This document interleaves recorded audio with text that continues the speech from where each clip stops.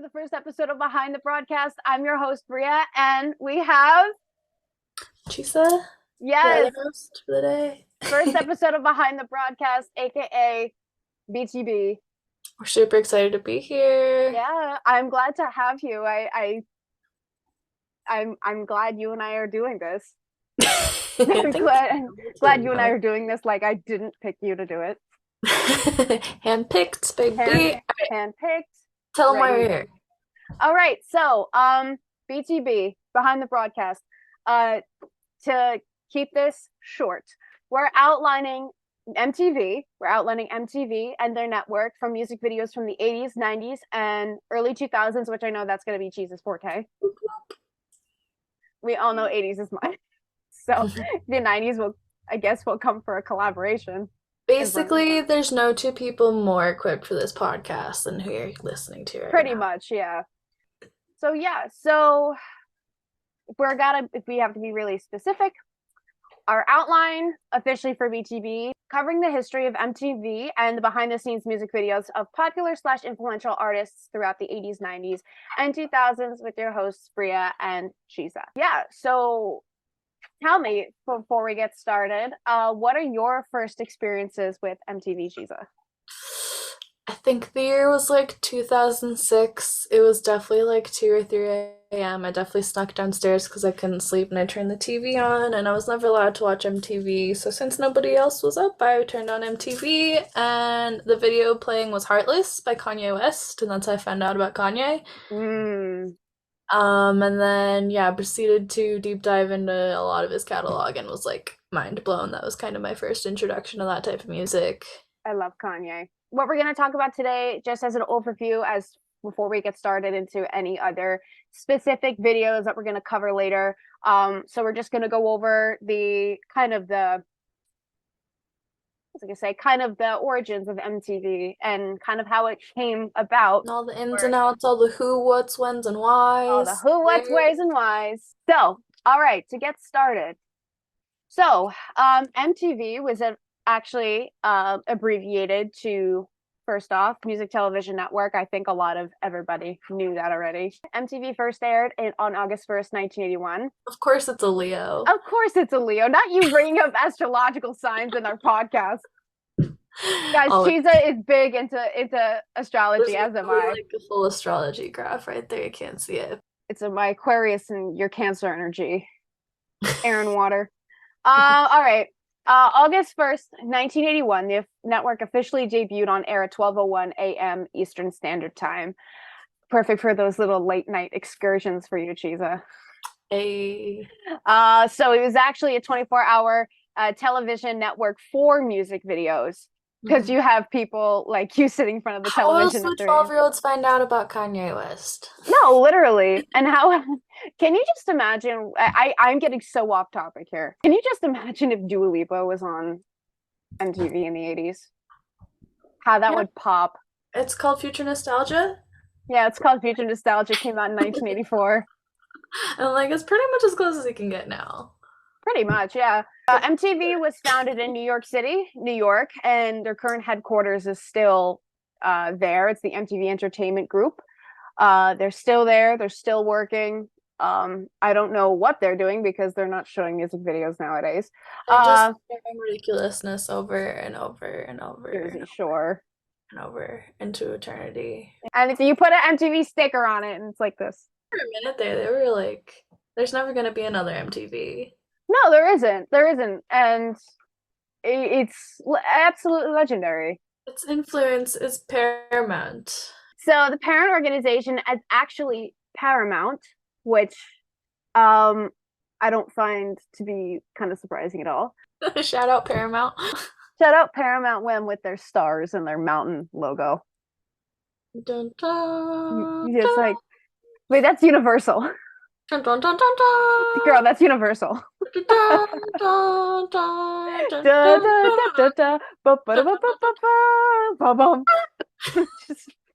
That was Universal, but that works too. Okay, so MTV was founded by Robert Pittman, Les Garland, John Sykes, and Chom Preston. They were all involved in the kind of the overall together overall in the production of it. Not individually, they actually came together and I actually worked on it. Work makes the dream work, guys. So, all right, why don't you take the next? Yeah, definitely. When they first started out, the idea was to combine the airplay of the few available videos of access, but keep them playing 24 hours a day for the enjoyment of music listeners and to increase music sellage to the public. I actually read the book of the first 5 VJs that were on the network, and they said that that was MTV's part of the reason for behind their success was that they were helping the labels push so much album sales that they were able to gain more access because they were so like central to the sales of albums in America during this time, which I think was dope. Yeah. It's essentially like the TikTok of the 80s. Yeah, no, it was. MTV was like the TikTok of the 80s. Imagine. Imagine if like it was that kind of style. Like, can you just imagine if it was like MTV, but you could swipe?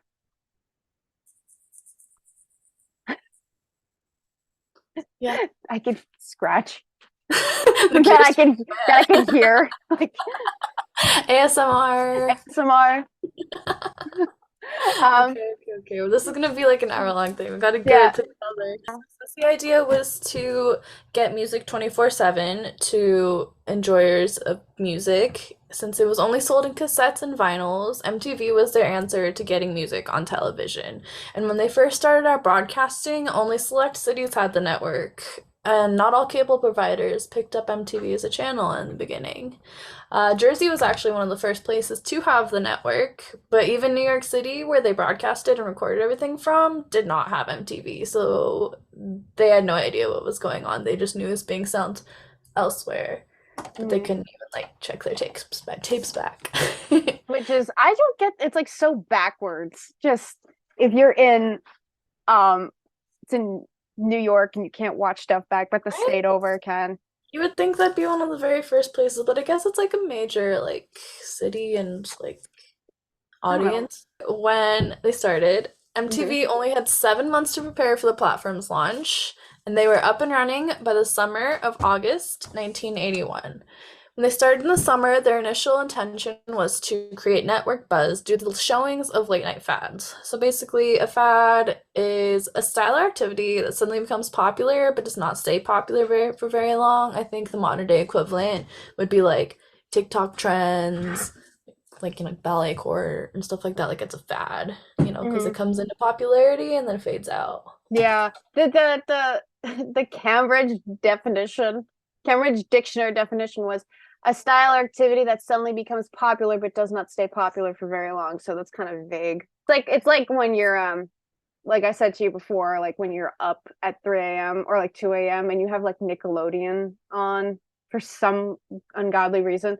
And I mean, look, I just want to watch some cartoons. Like, well, what's a girl to do? Where else am I gonna get my cartoons at 6 in the morning? yeah, no, I do that all the time. I did that like the other night too. So, where are we? I want my MTV. Right. So the quote, I want my MTV was actually, well, sometimes voiced by Sting, a lovely Sting, singer-songwriter Sting. But most of the time it was voiced by Mark Knopfler.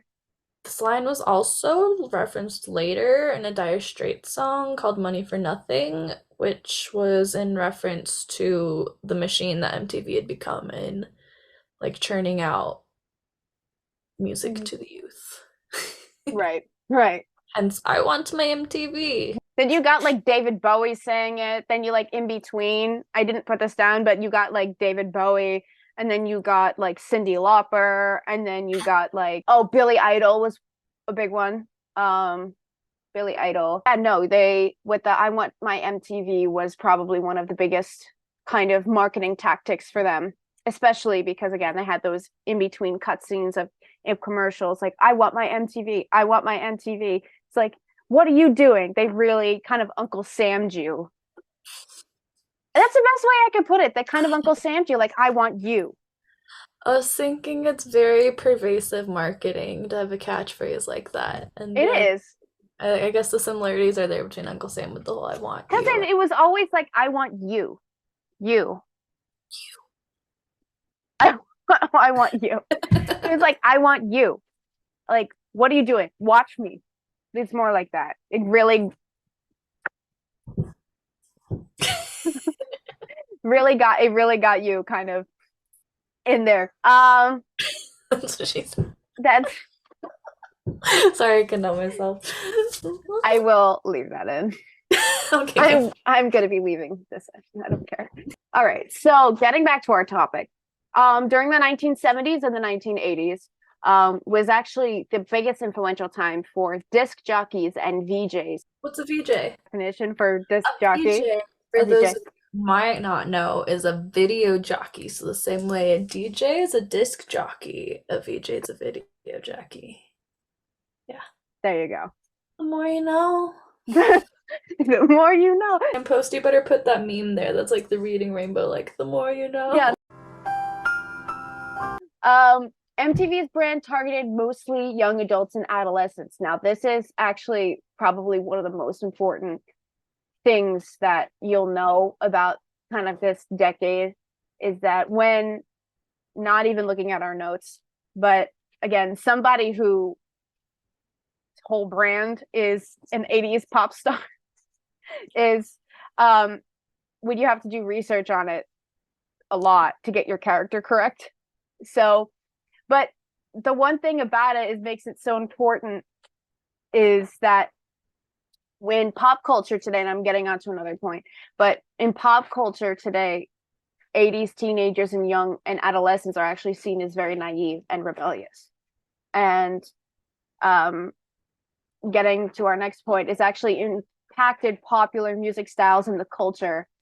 And that was why it's shown the way it's shown.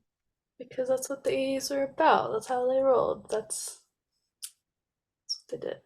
Yeah. That's what they're about. It's like Jesus meme. So back then, cable television was widely seen as a luxury. But interestingly enough, despite its luxury status, by the mid 1980s, MTV's influence had leached into motion pictures, commercials, and television. Again, all with the intention of influencing the youth. In 1985, Viacom had actually purchased the MTV networks, and they were also at the time working on a little channel called maybe like Nickelodeon that you like, I don't know, might have heard of potentially. It came way later, late 90s. But however, they purchased it. And they also had a little thing called Schneider's Bakery, which, if you know anything about Nickelodeon, you know all about a Mr. Schmanschmeider. Mr. Schmanschmeider. A certain somebody we don't like. A certain someone we don't like. A certain foot obsessed individual. Anyways, that's a whole. Yeah, let's get back to let's get back. Anyways, reel it in. In 1985, songs are now being played by genre, which gave rise to shows such as 120 Minutes, which was alt rock, Headbangers Ball, which was heavy metal, Yo MTV Raps, which was hip hop. But it also, and this is a good point that Chisa brought up, is that it actually only started out with genre due to the network only showing rock music. I guess they want kind of to segue it in kind of slowly. To my understanding, it was the demand for other genres that eventually made it diversify itself more. True. It's on a later episode, but Michael Jackson had a big hand to play in that. Yeah, he did. Of them going from rock to pop. Yeah. But yeah, Michael Jackson had a really, really huge hand in kind of changing the way MTV shows and produces the music element of it. For example, it was Billie Jean, right? Mm-hmm. So we're going to be talking about Billie Jean in a future episode where we'll kind of get more information and technical about how that happened, but kind of having a hand in kind of introducing even more new different types of media to MTV. They actually now, especially now, they bring in the top 40 songs. Oh, because I was going to say, well, now bringing in all those new kind of sorts of media, soap operas were starting to make a surge in MTV, which I think kind of now turned into reality TV. Kind of What a that's beautiful progression that was, though, because like Missy Elliott got her start in like the real world, right? And then it kind of segued into like the hills, the Jersey Shores of it all, and then hmm hmm everybody else picked it up, and now you have like Bravo, you have all those types of reality TV. Like it's gotten out of hand at this Blacks point. in Jersey, Smiles in Wawa's Jersey. pizza. Wawa. Oh my God. Did you see that episode? Did you see that thing with Situation Pauly D and Wawa's really got pizza. with yeah, Wawa's got pizza. I swear to God, Who's I've the been in third that guy? Wawa. Was it Pauly D and the It was Pauly situation? D, Situation, and the other one, the one that I think is cute. Mike. Mike. I love him. Like we said earlier, the whole purpose of MTV was to get music out to the youth, right? Via music videos. And so, with the rise of MTV and them showing all these music videos, the rise of influential pop stars also came into the spotlight. And like we said earlier, the first video on MTV was Video Kill the Radio Star by the Bugles. The Buggles. Bugles or Buggles? I don't know. But we all know the song. The video Okay. killed the Radio Star. which is ironic because the whole song, if you've listened to it, is about a radio friendly singer not being video friendly Mm-hmm. and their career dying because they couldn't produce a good music video, which is like so relatable, like honestly, like kind of a mood. It's kind of like how like if you don't do TikTok now as a musician, you're not relevant. That's all they want.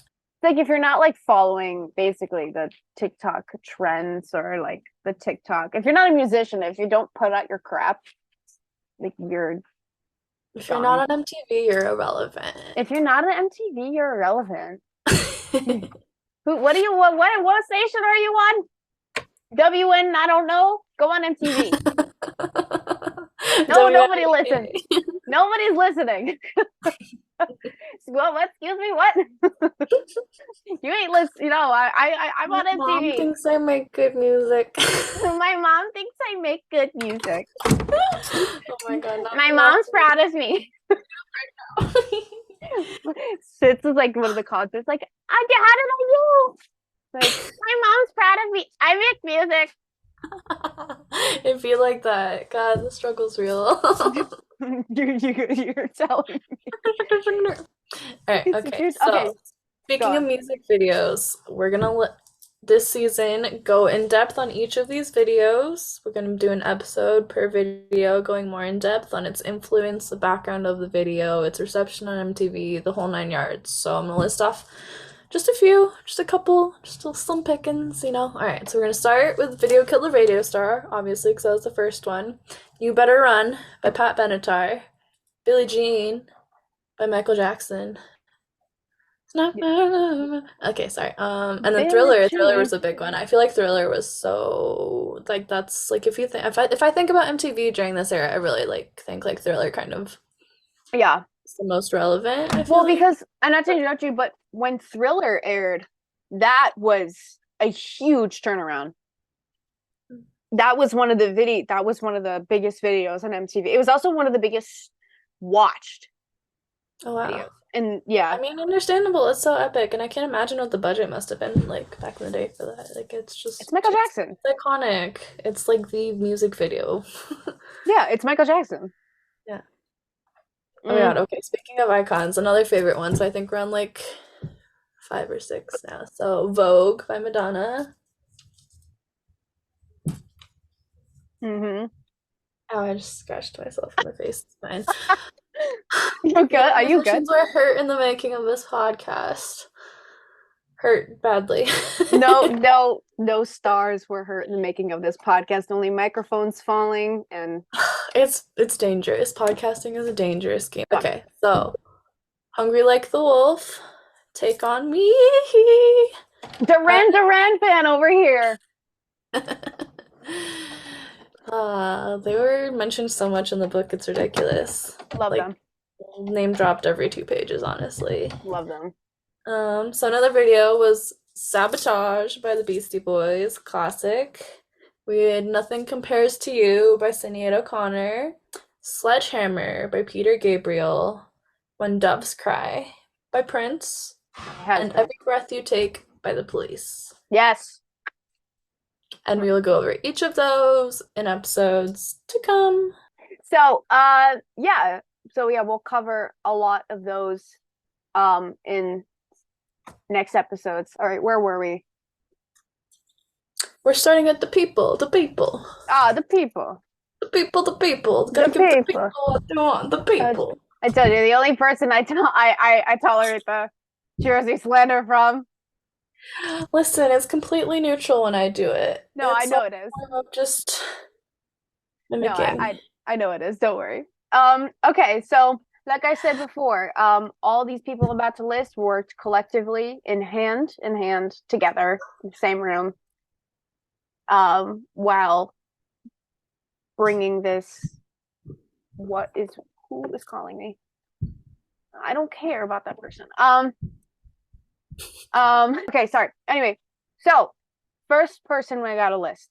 In fact, probably one of the man who headed it all, Robert W. Pittman, was actually the person who created the platform's format in the beginning, about showing all of the different types of media on MTV soaps. Well, that came later, but the idea was to show the all-around 24-hour music platform kind of format. Robert Pittman actually, in the beginning, he actually tested the format by hosting a 15-minute shows on New York WNBC TV. In the late 70s, he spinned different album tracks and different songs by various artists. The show was actually just called Album Tracks, as simple as it is, on WNBC TV. Simple, didn't have a name, just that, Album Tracks. It's like how Blackpink names the album The Girls, The Game, you know? So creative. We try really hard here. It's so, like, in my opinion, it's so unoriginal. It's original, you know? It's like tongue-in-cheek. It's like self-aware. It's like, oh, we're gonna be a TV station that plays music. So what do we call ourselves? I don't television know. Station. Television network. So next person is actually entertainment executive Les Garland. Les Garland was actually the founder of VH1. If any of you remember VH1, I remember the end of it. I remember Bad Girls Club and A Shot at Love with Tila Tequila. Yes. And Rock of Love. Yes, I watched reruns of those. And their countdowns were good. I remember the countdowns too. Again, like I said, I remember the end of it. So Miss 2002 over here. So yeah, he was a founder of VH1. He was also which VH1 was also known as, or abbreviated from Video Hits 1. He was also founder of the Box Television Network, College Television, and Afterplay Entertainment, which Afterplay is still going on today. Afterplay. I don't know if my music's on Afterplay. That makes sense because they play it after. So, like, do you think the Box Television Network just, like, films boxes? That's a genuine question. Like, I'm so serious right now. Like, that statement just made my day. Does the Box Network film boxes? They're just stacking boxes on top of each other. What are they up to that they're calling themselves the Box Television Network? I need to know. They're just stacking boxes on top of each other? Work out with the box. Yeah, heavy lifting.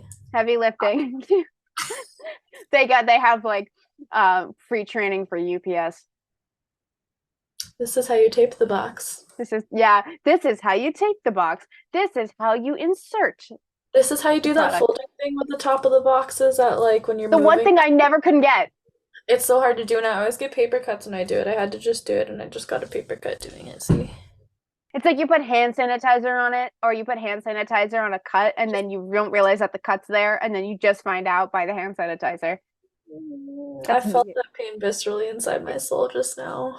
Yeah, it's just like no. I am like oh no, just like full body reaction.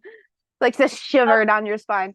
Can that be our promo for the podcast? Is just Oh us yeah, going, for sure. oh, Oh, no, no. Oh this is so unserious. I can't. All right. no.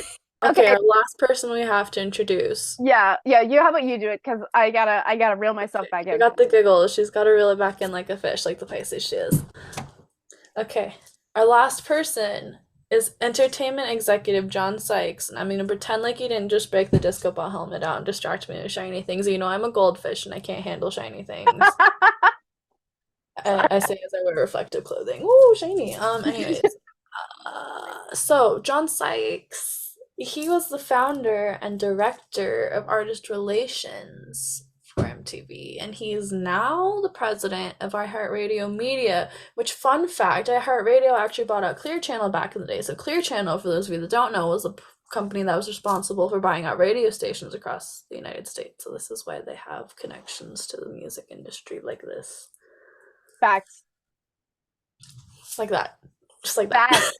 And he also co-founded VH1 with our friend Les Garland. Yes, our lovely friend Les. But this isn't about VH1. This is about MTV. This is about MTV, not about VH1. Like, Is VH1? I don't know I don't know. Get your facts straight. Not me gaslighting everybody as if it wasn't just talking about VH1. It's fine. So we talked about earlier before, we talked about VJs and disc jockeys.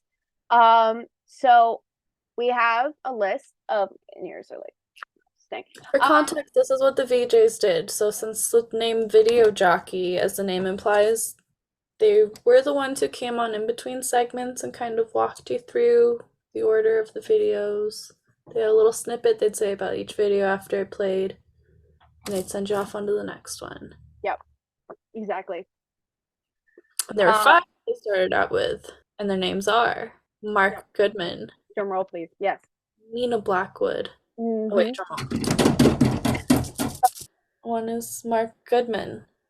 Nina Blackwood, who I'm partial towards. She was badass. And I'll go through a little blurb of each of these guys in a second, because I read their memoir that they wrote together, and I thought it was they're just a really adorable, like, little fam bam of VJs. But anyways, okay, Mark Goodman, Nina Blackwood, Alan Hunter, Martha Quinn, and JJ Jackson. Those were the first 5 VJs that they had. Ignore my double jointed thumb.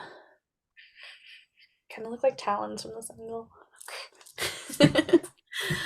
Okay, we just keep getting sidetracked. I'm fine. It's fine. I'm sorry. So, Mark Goodman was when the dates they were hired. Mark Goodman, 1981. Oh my God. I can't say. Mark Goodman, 1981. Nina Blackwood, They were also all brought on at the same time. Yeah, I think they were hired at the same time. And they were all kind of typecasted, as they said in their memoir. So Mark Goodman was kind of like the rock and roller dude. Yeah. Nina Blackwood was like the video vixen, as they called her. Yeah. And Alan Hunter was kind of like the all-American, like, jock type. Yeah. The Quinn was like the super down-to-earth, like, girl next door type. Mm-hmm. And then JJ Jackson was a little bit older than the rest of them, but he was super cool because his background was in actual DJing before VJs were a thing. So him and Mark were kind of like the seasoned veterans of the group because they both had radio experience prior, and so that's how they got brought on to MTV, whereas like Nina and Martha and Alan all had acting experience, and so that's why they were brought on. So they kind of were brought from 2 separate worlds into this fusion world that they birthed called MTV. Yeah. This fusion, like music and acting and like the film industry, and so putting those 2 together made sense to have 5 VJs that were qualified in both sides of the industry. Yeah. Okay, girl, we see you. That book was really good, actually. It's called VJ, if anybody wants to read it, and they kind of tag teams a memoir, and it's really cute. Okay, so this is a segment that you're really excited to talk about. I know this will be prior, the MTV logo. Why don't you tell our friends at home? Yes, so me and my artistic, literal graphic design. So, I got really excited when I found this really cool stuff out. So a lot of you guys might not know that about the whole thing about the MTV logo. And again, I had a lot of, I questioned this a lot when I was younger. I was like, wait, why is it so like funky? It's like, it's eye candy. So the MTV logo was actually the M, the physical M, was actually has gotten the logo, the M logo has actually gotten more colorful and flamboyant over time. I'm so aware of what you're doing right now. Sorry. So it was designed actually by Manhattan Design in 1980, right before the launch in 1981 on August 1st. The first logo was actually not the M logo like we think it is today. It was actually something more Disney-fied. It was actually a gloved hand holding a music note, which much like Disney, and if I could find a picture, I will put it in here somewhere. But it was holding a music note, and then they changed it right literally, I'm gonna say I didn't I'm gonna just it right before the launch in 1981 to the physical M.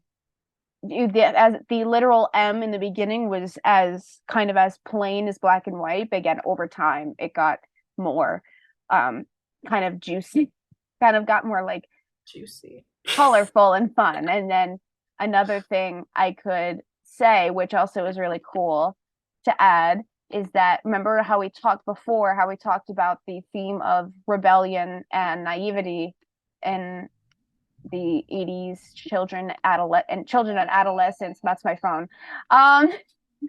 Hold on.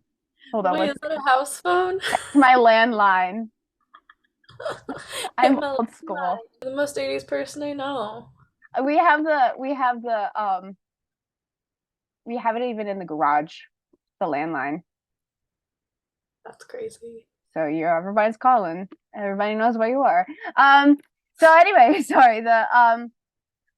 So again, the whole kind of the flamboyancy and the colorful style of the M was actually influenced by, or the media was influencing the children by those colors, and it represented a theme of the freedom and rebellion. So in fact, the media was to blame, the MTV media and the whole kind of theme of being crazy and out there and no rules was actually influenced by MTV, and then it carried over to a lot more platforms. But the elements of the graffiti art and the branding of the M was on purpose. So the graffiti art, like I said, represents graffiti elements tapped into a sense of youthful rebellion. But it, like I said before, geared the logo into the adolescence of teenagers. Am I kind of on the money? Okay.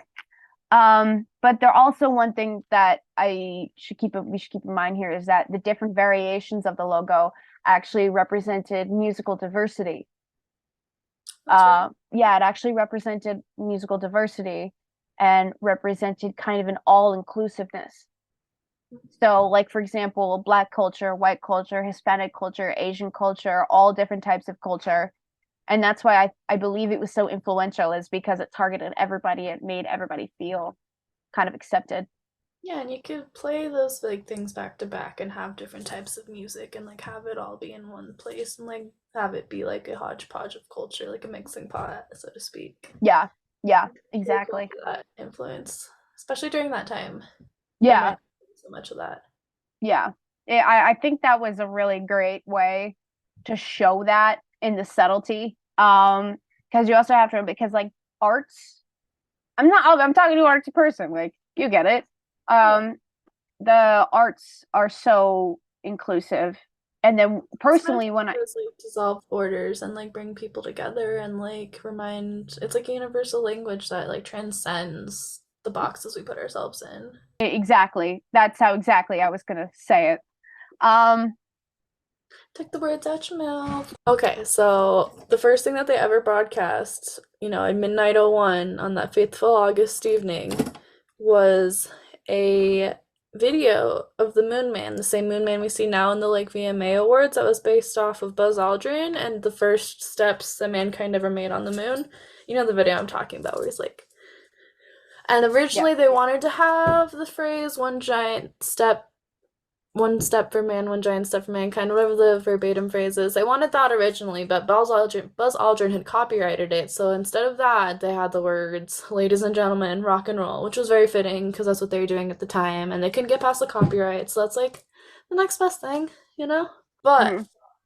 that was the first piece of film that was colorized on television, which I think was dope, and that's how they kind It of like kept was. the same idea of yeah, It being like was. pioneering things. Because there's nothing on TV like MTV at the time, and there was nothing like man going to space prior to man going to space. So Yeah. the symbolism was very heavy there, and I appreciate that they kept that little snippet of like culture and like their like I like that the Moon Man still exists at like the VMA Awards. I like that. That's cool. That's like Yeah. what you win. And they're staying true to their roots that way because heaven knows nothing MTV now is not what it used to be. Yeah. No, it's not, unfortunately. But that was like a big ethos of like the like leadership at the time was to always be evolving and to be always pushing like the envelope forward and stuff. And I think the astronaut is a really good representation and figurehead of that metaphor of leading evolution. Yeah, I agree with that. I feel like how they did that was so, I'm not going to say beyond me, but I'm going to say it was a great way to introduce a new platform or a new style to the world.